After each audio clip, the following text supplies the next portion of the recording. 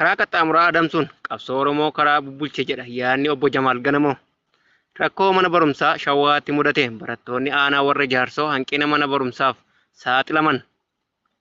Qondaalonni Tigraay duraanii waraanni akka hin deebineef hawaasaaf waamicha taasisan kanneen jedhaman hangafoota odeeffannoo keenyaa yoo ta'an haala yeroo ilaalchisuun Jamaal Ganamoo miidiyaa Shabboo irratti dhiyaachuun tibbana haasawa bal'aa taasisee jira.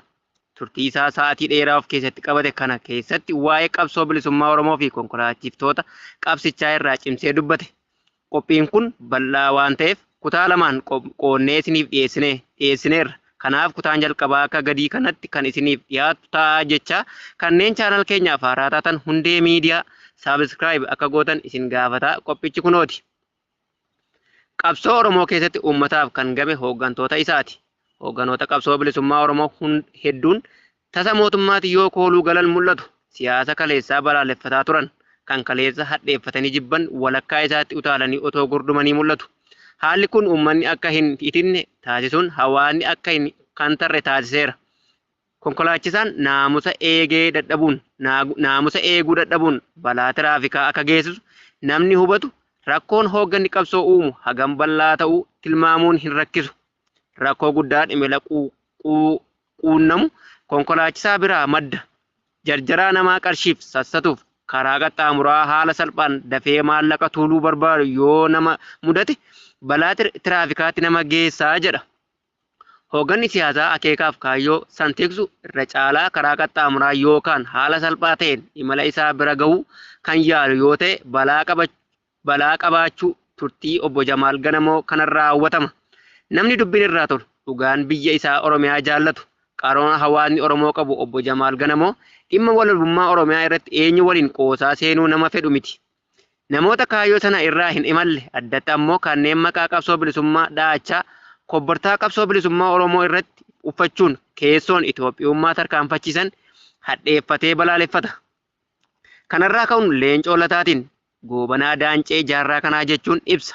Namoota akka Jawaar Mohammad akkasumas kanneen har'a Abiyyiif faarse bulaa ta'an kanneen kaleessa hoogganoota qabsoo jedhamaa turaniin ammoo asumee jedhee waama.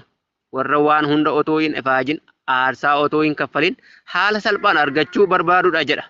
Haalli akkanaa kasaaraa hamaa saba keenyatti fideeraa jechuun ibsa. Obbo Jamaal kanarraa ka'uun geggeessitoota qabsoo bilisummaa Oromoo kanneen turan deebi'anii kan gananiif har'a humnoota Amaaraaf Tigree waliin shubbisaa jiranitti cimsee qeeqa.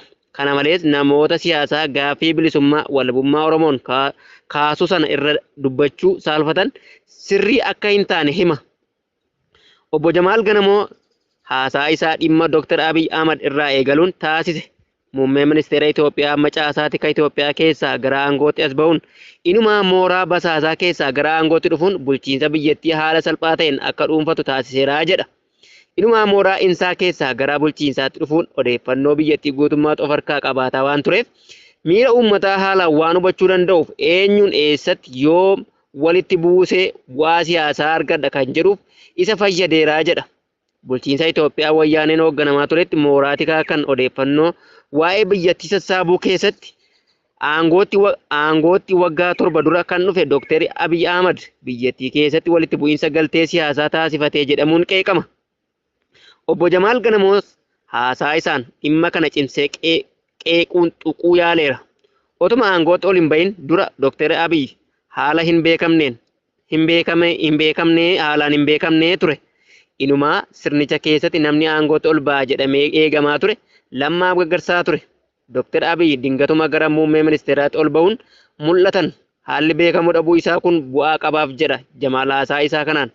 Ibsa kana irratti laateen duraan beekamuu dhabuu bu'aa fi faayidaas qaba jechuun dura uummanni isa hin beeku yoo ta'e fuula haaraa ta'ee gaafa itti dhufu mee kana ammoo ni ilaalla jedhee yeroo sii laataa jedha. Kanaaf beekamuu dhabuun bu'aa olaanaa qaba jedhee namni kun akka dubbii obbo Jamaal Ganamoo kanaatti Dr. Abiy Ahmad duratti beekamuu dhabuun haalaan isa fayyadeera. Cimee akka har'a dhaabbatuufis riqicha ta'ee jira jedha. Bakka itti Oromoon shawwadamaa jirtu olaanaan jechuun kan ibsan obbo Jamaal namichi afaan Oromoo dubbata jedha. Dubbii kanaan Dr. Abiy Ahmad taatee Itoophiyaa keessatti kanaan dura ta'ee hin beekne waan argamee dhaga'amee hin beekne barbaadee dhimma itti baata. Kanaanis biyyattii bulchaa kanneen turan duratti afaan Oromoo dubbachuun hafee warra dubbatan iyyuu lafarraa dhabamsiisuuf hojjetaa ture. Dr. Abiy garuu afaan Oromoo dubbachuun miira uummataa booji'ee jedha. Yoo dubbatu afaan Oromoo waan fayyadamuuf kun nama keenya jedhee Oromoon akka shawwadamuuf ulaa banee jedha. Dr. Abiy afaan Oromoo bakka na fayyada jedhee amanuuf iddoo gowwoomsaaf isa mijatutti waan dhimma itti ba'uuf mootummaan kun mootummaa Oromooti jedhee sabni keenya akka gowwoomfamu ulaa saaqeeraaf jedha. Kun ta'ee tibbana dubbii muummee ministeera Itoophiyaa paarlaamaa irratti waa'ee waraana Wallaggaa keessatti adeemsifamaa jiran irrattis ibsa kenne. Obbo Jamaal qalbii uummataa hatuudhaaf jechoota sanatti gargaaramee jedha. Dr. Abiy paarlaamaa tibbana taa'ame irratti waraanni Wallaggaatti geggeessine kan naannoo Tigraay caalaa hammaataa ture jechuun dubbatee ture. Dubbiin kunis mataa miidiyaalee ta'uu irraa dubbatamaa turan. Wallagga keessatti dhaabbataan ilmi namaa waggaa 7 ol hanga har'aa rasaasan ajjeefamaa akka jiru. Tajaajilli hawaasaa guutummaatti dhaabbatee lola adeemsifamuun hojiin misoomaas danqamuutu gabaafame. Obbo Jamaal Ganamoo haasaa isaa kanaan waggaa dheeraaf waraanni mootummaa nama ajjeesaa jechaa baane jedha. Yeroo sanatti garuu mootummaan ni sobu nuun jechaa bahe. Waltajjii paarlaamaa irratti ammoo akka nama dhugaa galchee fakkeessee dubbatee jedha. Haasaan akkanaa jechoota akkamiif eessatti fayyadamuun siyaasa isaa akka fayyadu ilaalee deeggarsa ittiin bitachuuf kan dhimma itti bahamedha jechuun hime. Dr. Abiy qalbii Oromoo hatuudhaaf tooftaa ittiin gowwoomsu sana bocatee kan dhimma itti bahataa jirudha jedhe. Abiy Oromoo qofa otoo hin taane uummata biyyattii hunda gowwoomsaa ergaa jedhus kenne. Dubbii isaa kanaan Jamaal waa'ee lafti Oromoo Somaaleef laatame irraas dubbateera. Hagam gowwoomsaan Abiy ulfaataa ta'uu namni kun kan hime yoo ta'u gama tokkoon Baalee Faarsaa biyya addaati jechaa ajaja isaan deebi'ee ammoo Baaleedhuma sana muree Somaaleef laata jechuun hime. Abiy kumaara siyaasaa taphataa ka jedhe Jamaal. Gama tokkoon ammoo Oromoo gowwoomsaa lafa isaa naannolee ollaaf hiree jira jechuun haasa'e. Irra keessaan mootummaa Oromoo fakkeessaa hawaasa Oromootti dhiyaate duubaan ammoo Somaaleen mooyyaalee lafa Oromoo irraa dhaqi alaabaa dhaabbadhu eenyu abbaa ishee sitti dubbata jechuun qaamota lamaan gidduutti jaallatamee itti fufuu barbaada jechuun dubbate. Dubbiin obbo Jamaal kun adeemsi lafa naannoo Somaalee fi Dirdaawaa humnoota Somaaleen qabatamuu duuba Abiy guutummaatti akka jiruuf ajaja isaatiin kan raawwataa jiru ta'uu agarsiisa. Abiy Ahmad akkamiin uummata biyyattii gowwoomsuun akka danda'amu haalaan qoratee bira ga'uu isaa kanaafis beekumsaa fi muuxannoo gahaa kan ta'eef ammoo mooraa tikaa keessaa ol ba'uu isaati jedha obbo Jamaal. Eessattii fi eenyu waliin dhibdee akka kaasu tarreeffatee of harkaa qaba ka jedhu Jamaal.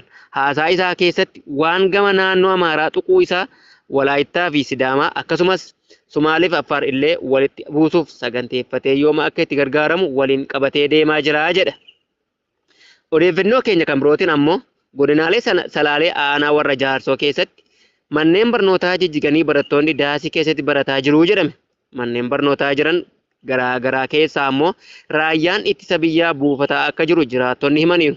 Jiraattonni OMN'if yaada isaanii kennan aanichi bakka hedduutti manneen barnootaa jijjiganii jiru. Kanaanis barattoonni daasii keessatti barachuuf dirqamaa akka jiran dubbataniiru. Manneen barnootaa hedduu keessatti teessoon barattootaas dhabamee barattoonni lafa taa'anii barataa akka jiran ibsaniiru. Uummanni maallaqa walitti buusee hanga danda'e manneen barnootaa isaa baraaruuf yaalii taasisus humnaa ol akka ta'etu dubbatama. Kana malees manneen barnootaa garaa keessa raayyaan ittisa biyyaa qubatee akka jiru kan dubbatan jiraattonni tarii naannawaa mana barumsaatti wal waraansi ka'a jennee yaaddoo hamaa keessa jirraa jedhan. Sababa kanaan ijoolleen keenya mana barnootaatti erguuf sodaannee jirra jedhan. Manneen barnootaa bakka dhaloonni egeree biyya itti qaramu ta'uu ibsaniitiin xiyyeeffannaan akka kennamuuf kan gaafatan jiraattonni manneen barnootaa buufata waraanaa godhuun akka dhaabbatus gaafataniiru. Qaamni wal waraanu kamuu naannawaa manneen barnootaa irraa akka nuuf siqu feenas jedhaniiru. Kana suuraa asii gadii irraa mul'atu manneen barnootaa godinicha keessaa tokko ka ta'e aanaa warra Jaarsoo ganda Faajjii Ejersaa keessatti argamudha. Fiigichi garaagarummaa waraanaan hiikuuf godhamu dhaabbachuu qaba. Qondaalota raayyaa ittisa biyyaa duraanii Finfinnee Sadaasa Duwwaa 2025 hoogganaan raayyaa ittisa biyyaa duraanii Jeneraal Saamunaa Yuunus naannoo Tigraay keessatti garaagarummaa yeroo uumamu garaagarummaa kana waraanaan furuuf qabsaa'uun akka dhaabbatu dhaaman. Dabalataanis garaagarummaa jiraatus karaa nagaa fi tasgabbii qofaan furmaata argachuu qabas jedhaniiru. Jeneraal Saamuraan waraana yeroo darbe geggeeffame mariidhaan hiikamuu dhabuu irraa kan ka'e uummati Tigraay miidhaa cimaaf saaxilameeraa jedhan. Ammas uummanni bal'aan lola baatee jira ka jedhan Saamuraan Yuunus kanaaf dogoggorri cimaan akkasii irra deebi'ame akka hin raawwatamne cimsanii dhaamaniiru. Dogoggora hamaa kanaan dura raawwatameen uummata Tigraay gatii hin barbaachifne kaffalchiiseera ka jedhan jeneraalli kun amma uummata Tigraayiif lolli gaheera jechuun gaazexaa Addis Zamanitti himaniiru. Akkasumas waraanni yoo uumame illee uummanni akka hin deeggarre gaafateera. Jeneraalichi waraanni mo'amtus gonkumaa faayidaa tokkollee akka hin qabne ibsanii waraana yeroo darbeen dargaggoonni naannichaa hedduun lubbuu isaanii dhabaniiru. Haadholiin miidhamaniiru, dhiphataniiru. Kanaaf uummanni lola irratti hirmaachuu hin qabu jedhan. Naannichatti waraanni dhufaa jira jedhu. Jeneraalonni waraana irraa oduun bu'uura hin qabne nan dhaga'a kan jedhan jeneraalichi kun yaada dhuunfaa isaanii ta'uu danda'a. Garuu wanti ani jedhu yoo dhugumaan uummataaf kan hojjetan ta'e rakkoo nageenyaa naannoo Tigraay furuuf dursa godhachuu qabu jedhaniiru. Odeeffannoo keenya kan biroon ammoo miseensonni raayyaa ittisa sirnichaa baay'inni isaanii 3 ta'an sirnicha irraa abdii kutachuun mooraa isaanii keessaa miliquun gara waraana bilisummaa Oromootti baqachaa akka jiran waraanni bilisummaa Oromoo zoonii kaabaatti baqachaa akka jiran qondaalonni waraana bilisummaa Oromoo zoonii kaabaatti baqachaa akka jiran qondaalonni waraana bilisummaa Oromoo zoonicha keessa socho'an ifoomseera. Sababni waraana kanaaf ka'umsa ta'e walqixxummaan sabaa fi sablammii gidduutti taasifamaa jiru. Walqabatee sabummaa walqaqqooduun gidduu isaaniitti hammaachuun gareen walqooduunis hammaateeraa jedhu. Miseensonni garichaa irraa foxxoqanii gara waraana bilisummaa Oromootti makaman kun yaada isaanii yoo ibsan waraana bilisummaa Oromoo baga nagaan gara dirree sabaa keessaniitti makamtan jechuun simannaa isaaniif taasifamettis gammadaniiru jedhan. Oduma wal fakkaatuun Shawaa Kibba Lixaatti waraanni raayyaa ittisaa ofiin jedhu miseensi garichaa qawwee sinaayipera tokko waliin waraana bilisummaa Oromootti makamuun anaaf gammachuu addaati jechuun gammachuu isaa ibsateera. Oduu gaddaatiin godina Wallagga Lixaa aanaa Lataasibuu ganda Nimiyaa Sombootti waraanni bilxiginnaa nama maqaan isaa Gammadaa Abdataa fi Amanuu Soorii jedhaman 3/4/2025 halkan mana jireenyaa isaaniitii gadi baasuun gaaffii tokko malee rasaasa itti roobsuun galaafatan. Sirni abdii kutate kun namoota homaa siyaasa keessaa quba hin qabne qonnaan bulaa akkasumas barnoota hin qabne rasaasaan guyyaa guyyaan ajjeesuu ammeesseera. Odeeffannoo keenya biyya alaatiin sirni filannoo dimokiraatawaa ta'e kutaa USA keessa ta'een kaadhimamaa Maamdaaniin mo'icha isaan booda haasaa deeggartootaaf taasiseen hiriyoota koo sarara siyaasaa maatiin daddarbuu cabsineerra jechuun booda morkataa isaa ijoo Andiriw Koomoo jireenya dhuunfaa isaatti waan gaariin hawwaaf jedhe. Halkan kun garuu guyyaa yeroo dhumaaf maqaa isaa itti waamu haa ta'u jedhe. Sagalee kennitoonni dirqama jijjiiramaaf magaalaa keessa jiraachuu dandeenyu qabaachuu dhugoomsaniittuu jedhe. Kana malees Maamdiiniin gareelee hawaasaa Niiwoork duula isaa irratti isa deeggaran abbootii suuqii Yamanii lammiilee Senegaal taaksii oofan narsoota Uzbeekistaan akkasumas adaadolii Itoophiyaa jechuun galateeffateera. Hordoftoota keenya odeeffannoo har'aaf qabanne kan agammaa ture qophii biroon hanga walitti deebinutti nagaatti.